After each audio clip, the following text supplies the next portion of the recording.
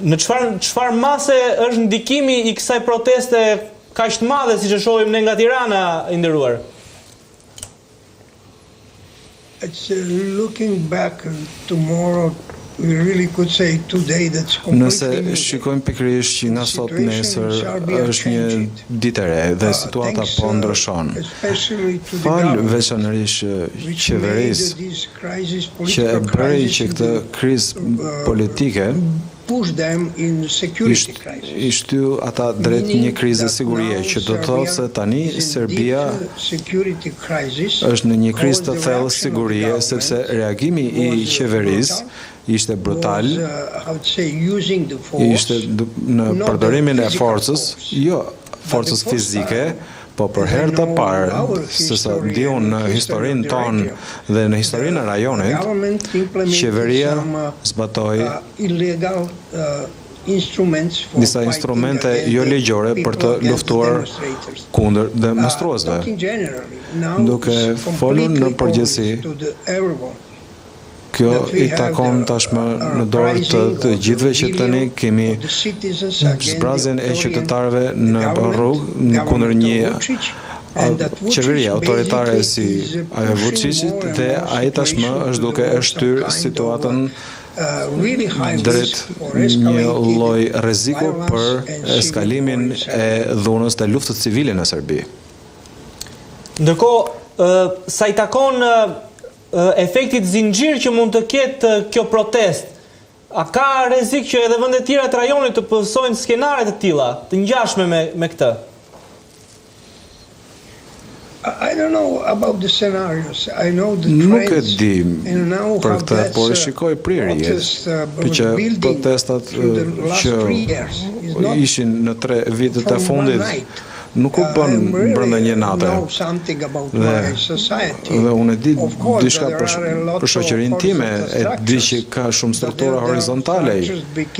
që këto lloj strukturash ishin ato të studentëve, të juristëve, të sindikatave, dhe veçanërisht ajo e arsimtarëve, edhe të bizneseve të vogla private, që gjetën pikërisht një terren të përbashkët dhe një interes të përbashkët që në një farë mënyrë të protestonin kundër qeverisë. Duke folur në kriterin social, ne kishim pikërisht edhe klasën e mesme të arsimuar, që është si në qeveri, që është edhe ekuilibrësi i rendit shoqëror, dhe e dyta e di që historia e Vučićit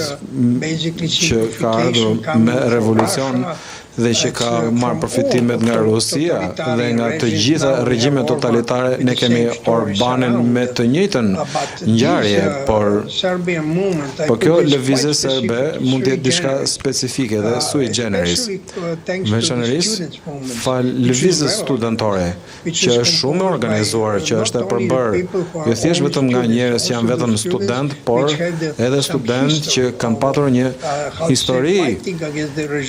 që kanë luftuar kundër regjimeve, që kanë luftuar gjatë periudhës Covidit, dhe që policia përdori pikërisht forcën brutale kundër njerëzve, dhe Vučić që po proklamonte që po thoshte një lloj si sot që është një lloj gjendje emergjence në vend. Dhe ky është një tranzicion. Disa njerëz kanë patur kontakte edhe me lëvizje paqësore në të gjithë botën, dhe nuk janë thjesht vetëm studentët, por janë edhe aktivistët e lëvizjes paqësore. Dhe kjo është e vërtetë që kemi dëgjuar që edhe shumë prej liderëve lokal që kanë mbështetur këtë lloj qeverisje lokale, janë bashkuar me ta, dhe për këtë nuk është thjesht vetëm është një lloj lëvizje e importuar. Kjo është diçka që ka ardhur nga brenda, ku të gjitha strukturat horizontale që kanë arritur në një nivel që kanë ndodhur edhe para disa muajsh në takimin e parë në Beograd, dhe kanë ardhur në pjesën e mobilizimit. Dhe duke folur Tani më, ky është fundi i mobilizimit dhe lëvizja dhe rezistenca vazhdon, por ende sot e kësaj dite është krijuar një bashllëk midis qeverisë që po përpiqet që të injorojë realitetin, është duke festuar sot pjesën e revolucionit që erdhën në pushtet, por sot kishin greva dhe sot kemi 20 qytete që janë në grevë dhe rezistenca nuk ka mbaruar. Pra në Beograd